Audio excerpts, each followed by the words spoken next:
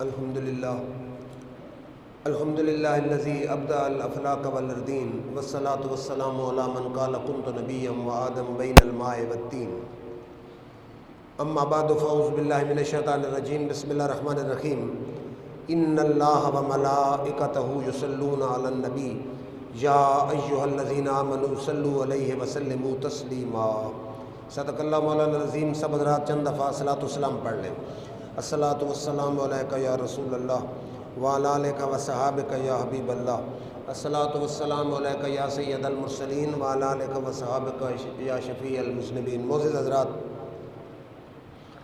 اللہ رب العزت نے اس آیت میں ارشاد فرمایا ان اللہ وملائکتہ یصلون علی النبی، بے شک اللہ اور اس کے فرشتے نبی اکرم صلی اللہ علیہ وآلہ وسلم پر درود بھیجتے ہیں۔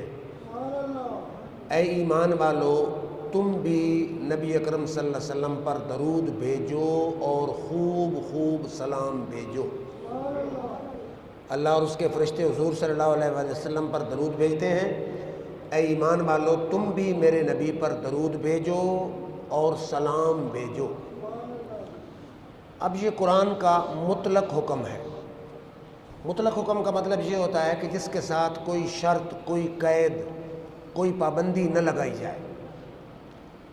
یہاں یہ کوئی شرط نہیں ہے کہ اذان سے پہلے پڑھیں اور اذان کے بعد نہ پڑھیں۔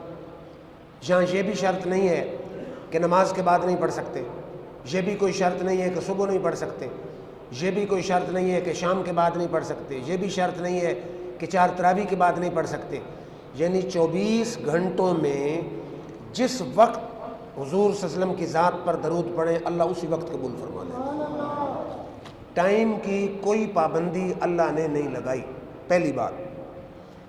پھر اللہ نے درود کی قسم کی پابندی بھی نہیں لگائی کہ کون سا درود پڑھو، یہ پڑھو اور وہ نہ پڑھو، کوئی پابندی نہیں لگائی۔ پھر اللہ نے اس میں جگہ کی پابندی نہیں لگائی کہ مسجد میں پڑھ سکتے ہو، گھر میں نہیں پڑھ سکتے، گھر میں پڑھ سکتے ہو، دکان میں نہیں پڑھ سکتے، دکان میں پڑھ سکتے ہو، گاڑی میں نہیں پڑھ سکتے۔ نہ وقت کی پابندی، نہ درود کی پابندی، نہ جگہ کی پابندی، اور یہ پابندی بھی نہیں لگائی کہ دل میں پڑھو اور بلند آواز سے نہ پڑھو۔ بلند آواز سے پڑھیں پھر بھی قبول ہے، دل میں پڑھیں پھر بھی قبول ہے، گھر میں پڑھیں پھر بھی قبول، مسجد میں پڑھیں پھر بھی قبول، 24 گھنٹوں میں جس وقت پڑھیں اسی وقت قبول۔ جگہ آپ کی مرضی، درود آپ کی مرضی، وقت آپ کی مرضی، حیات آپ کی مرضی، پڑھنا آپ کا کام ہے، قبول کرنا رب ذوالجلال کا کام ہے۔ جب اللہ نے پابندی نہیں لگائی، ذرا توجہ فرمائیں، وقت کی کوئی پابندی نہیں، اذان سے پہلے پڑھو قبول ہے، اذان کے بعد بھی قبول ہے، نماز کے بعد بھی قبول ہے، جس وقت پڑھیں۔ اور یہ اللہ کا قانون ہے، جس عبادت پر اللہ تعالیٰ ٹائم مقرر کرنا چاہتا ہے کر دیتا ہے۔ مثلا نماز ہے، میں نے کہا یا اللہ میں کس وقت پڑھوں؟ فرمایا ان الصلاۃ علی المؤمنین کتابا موقوتا، نماز وقت مقرر پر فرض ہے۔ صبح کی زور کے وقت پڑھیں گے نہیں ہوگی، زور کی عصر کے وقت پڑھیں نہیں ہوگی، عصر کی شام کے وقت پڑھیں قبول نہیں ہوگی۔ اسی طرح زکوٰۃ ہے، وقت کی پابندی ہے۔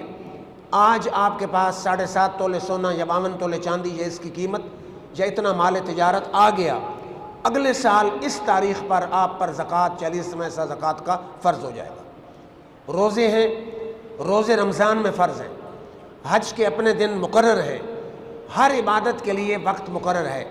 لیکن درود، میرے رب نے فرمایا وہ عبادت میرے لیے ہے، درود میرے یار کے بخت کو دعا ہے، اس کے لیے کوئی ٹائم مقرر ہے۔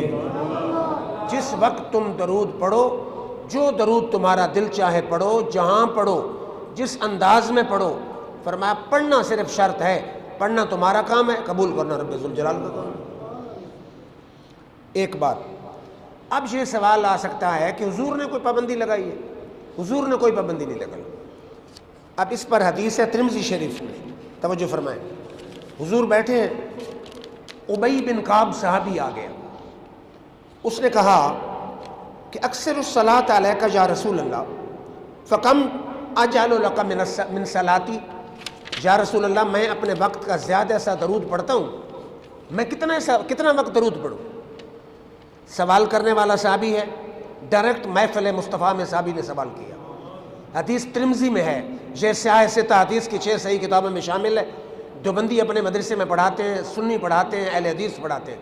تینوں کے نزدیک یہ کتاب معتبر ہے. میں کس وقت میں کتنا درود پڑھوں؟ کم اجعل لک صلاتی، میں اپنا درود کتنی دیر پڑھوں؟ فقال ما شئت، حضور نے فرمایا جتنی تیری طبیعت چاہے، جتنا تو پسند کرے اتنا پڑھ. کہتے ہیں قلت الربع، صحابی نے کہا جی میں چوتھے سا وقت کا درود پڑھوں. حضور نے فرمایا ما شئت، جتنا تجھے پسند ہو، ان زدت فهو خیر لک، ٹھیک ہے جتنا پسند کرے، لیکن درود کے لیے اگر وقت زیادہ کر تو تیرے لیے بہتر ہے.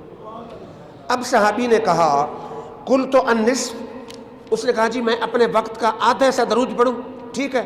حضور نے فرمایا ان شئت فإن زدت فهو خیر لک، تیری مرضی جتنا پڑھ، لیکن درود کے لیے اگر وقت زیادہ کر تو بہتر ہے. پھر صحابی نے کہا قلت الثلثین، یعنی 3 حصے ہیں نا کل وقت کے، وہ کہتا 2 حصے، 2 ثلث، 2 وقت درود پڑھوں، 1 حصہ کوئی اور چیز پڑھوں. حضور نے فرمایا ان شئت، جیسے تو پسند کرے، فإن زدت فهو خیر لک، جیسے تیری مرضی ہے، لیکن درود کے لیے وقت اگر اور زیادہ کر تو تیرے لیے بہتر ہے. اب صحابی سمجھ گیا کہ حضور کیا چاہتے ہیں. کہتا قلت اجعل لک صلاتی کلہا، اس نے کہا حضور گواہ بن جائیے میں اپنا سارا وقت پڑھتا ہی درود رہوں گا. جب میں نے کہا کہ چوتھا ایسا پڑھوں تو آپ نے فرمایا اور زیادہ کر. میں نے کہا آدھا ایسا وقت کا درود پڑھوں، آپ نے فرمایا اور زیادہ کر. میں نے کہا 2/3، 3 حصے ہو نا تو 2 حصے میں درود پڑھوں، 1 حصہ اور، آپ نے فرمایا اور زیادہ کر. میں تو یہی سمجھتا ہوں آپ چاہتے یہ ہیں کہ میں اپنا سارا وقت پڑھتا ہی درود رہوں، تو میں آپ کو گواہ بناتا ہوں میں سارا وقت پڑھتا ہی درود رہوں گا. اب ذرا حضور کا جملہ سنیں اور ایمان والی بیٹری کو چارج کر لیں. حضور نے کیا فرمایا؟ آپ نے فرمایا اذن تکفی ہمک ویکفر لک ذنبک. میرے صحابی اگر سارا وقت درود پڑھتا رہے گا، درود آپ تیرے غموں کے لیے کافی ہو جائے گا.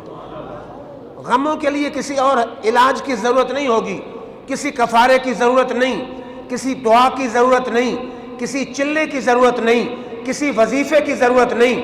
اگر سارا وقت درود پڑھتا رہے گا، درود تیرے غموں کو خود کافی ہو جائے گا.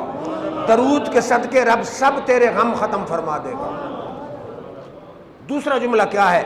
وَيُكَفَّرُ عَنْهُ ذَنبَكَ، اور میرے صحابی درود کے صدقے رب تیرے گناہ بھی مٹا دے گا. دنیا میں 2 غم ہیں، 2. دنیا میں ایک غم ہے، ایک آخرت میں. دنیا میں غم ہے، غم. دنیا میں ٹینشن کس سے؟ غم سے. ٹینشن، غم، پرابلم، مسائل، الجھن دنیا میں ہوتی ہے. آخرت میں ہوتے ہیں گناہ. حضور جواب دے گئے کہ اگر درود کی کثرت کر، نہ تجھے کوئی دنیا میں غم ہوگا نہ کوئی آخرت میں غم ہوگا. حضور وظیفہ بتا گئے کہ اگر درود زیادہ پڑھتا ہے تجھے دنیا میں غم کی بھی ضرورت نہیں ہے، آخرت کے غم کی ضرورت نہیں ہے. گناہ بھی درود کے صدقے مٹ جائیں گے اور دنیا میں غم بھی درود کے صدقے ختم ہو جائیں گے. یہ کسی مولانا صاحب کی بات نہیں، کسی صوفی کی بات نہیں، کسی ولی کی بات نہیں. یہ وہ جملہ ہے جو 1400 سال پہلے نبی پاک کے منہ مبارک سے نکلا ہے. فرمایا اذن تکفی ہمک، درود تیرے غموں کے لیے کافی ہو جائے گا. ویکفر عنک ذنبک، اور درود کے صدقے رب تیرے گناہ بھی مٹا دے گا. تو نتیجہ کیا نکلا کہ حضور نے یہ نہیں کہا کہ درود زیادہ پڑھ لیکن اذان سے پہلے نہ پڑھنا، درود زیادہ پڑھ لیکن اذان کے بعد نہ پڑھنا. یہ نہیں کہا. حضور فرما گئے میرے امتی وقت کی قیدوں میں الجھے نہ رہنا، جاہل ملاؤں کی باتوں میں الجھ کے درود کو چھوڑ نہ دینا. جس وقت تیرا دل چاہے، جو درود تیرا دل چاہے، جس جگہ تیرا دل چاہے، جس کیفیت میں تیرا دل چاہے پڑھنا تیرا کام ہے، قبول کرنا رب ذوالجلال کا کام ہے.